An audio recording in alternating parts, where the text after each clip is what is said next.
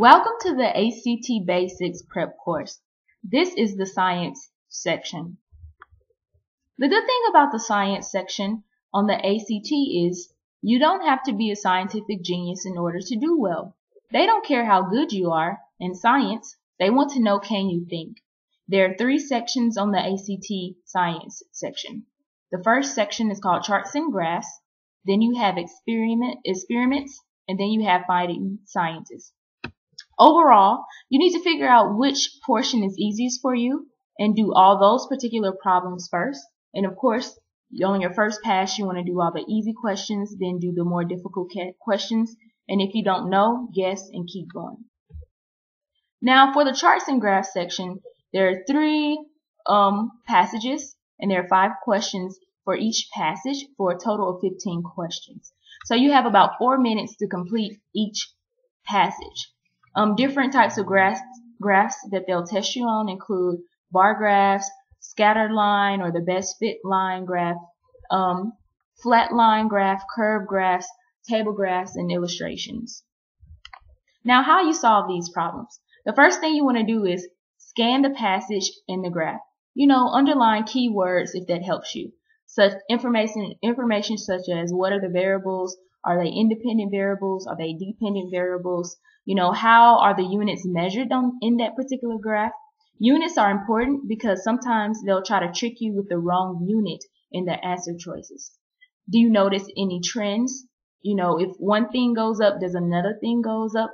If one thing goes up, does something else go down? Note relationships between items on the graph. So then you want to figure out the question type. And the question types that they have include like look it up, and basically you just look at the graph and answer the question based on what you see on the graph. The other type of question is a why question, and they want you to use multiple pieces of information on the graph in order to figure out that answer. And the last type of question they'll ask you is called a generalization, and basically they're going to create a new situation for you to figure out how the concepts in the passage apply to that situation. So after you have scanned and made notes and then you figured out the type of question they're asking you, you want to guesstimate. Sometimes interpolation is basically figuring out a point not given on the graph. So you have to estimate. Guesstimate is what it sounds like. Extrapolation is basically extending the line on the graph to an area that's outside the graph. And then step 4 is the process of elimination. If 2 things are opposites, start with the first answer choice because one of those will most likely be the answer. And remember, don't forget to pace yourself. If you don't know it, guess and keep moving. The second type of passage on the science section is called the experiments, where are the experiments passages. And there are 3 experiments passages with 6 questions each. So you have about 5 minutes for each passage. Now, this is how you solve these problems. Step 1, with everything, you want to scan the passage, underline the objective of what they're studying, and that's normally at the beginning or at the end of the introductory paragraph. Identify the procedure and the variables. How did they figure out what they were studying? What's the process? How did they get to that conclusion? And then identify the results. What exactly did they find? So you want to just jot down a few words for each experiment after you read it. Step 2, again, figure out the question type and look it up. Like we said before, just looking at the experiment for information, then answering the question. Some important concepts to realize or think about is a control. And a control is basically a variable for a group that remains the constant throughout the experiment. So here's an example. Which is the control? A teacher wants to determine if breakfast is good for students. She gives one group breakfast for a year and another group she doesn't. So which item is the control?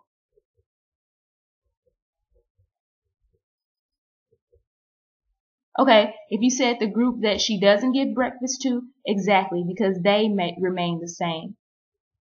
Assumption is a fact or a statement that we take for granted. What's the assumption in this statement? Brenda's car is in the driveway. Now I can stop by and see her. Great. If you assume that Brenda is home, that's the assumption. Just because her car is in the driveway doesn't mean that she's home. So other question types, why. They'll want you to use multiple pieces of information on the graph. They might also ask you to compare the results of the data with the ideas presented in the passage. And just like the charts and graphs, they'll ask you some generalization questions. And basically, they'll present you with a new situation and ask you how these concepts apply. And then step 3 is to answer the question correctly. And if you're not feeling too comfortable with the science section, of course you need to practice, and that practice is available on the blog. The next question type on the ACT science test is called Fighting Scientists, and it's similar to the reading portion. Basically, Fighting Scientists consists of one passage with 7 questions, and depending on how fast you can read, you can have 10 to 13 minutes. So the first step you want to do is look at the questions and put a 1 beside that question if it's about hypothesis 1.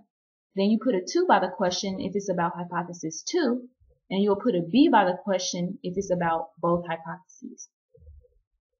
Then you want to read the introduction to the 2 separate hypotheses and decide with the most numbers out of 1 and 2, you answer those questions first, or you read that passage first.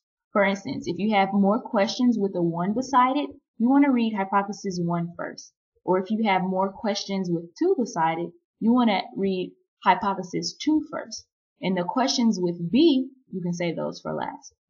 Now, as you're reading the passages, make sure that you're underlining the main point so you can answer those questions easier.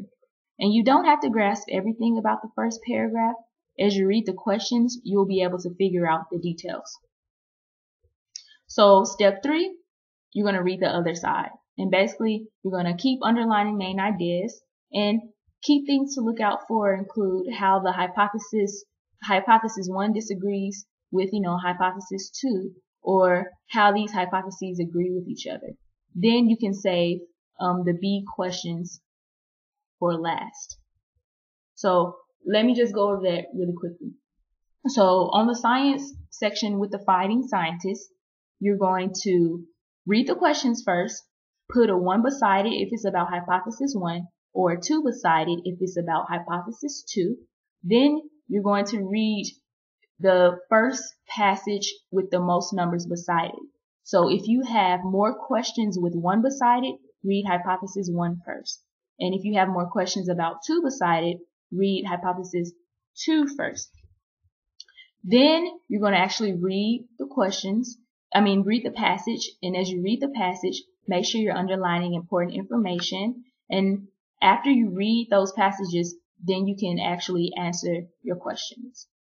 And you want to save the questions with the B beside it for last.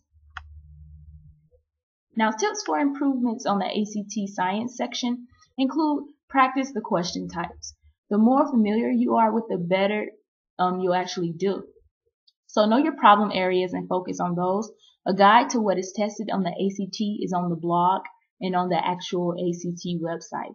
And when you practice, make sure you're timing yourself and checking out answers to figure out the logic on why you missed those questions.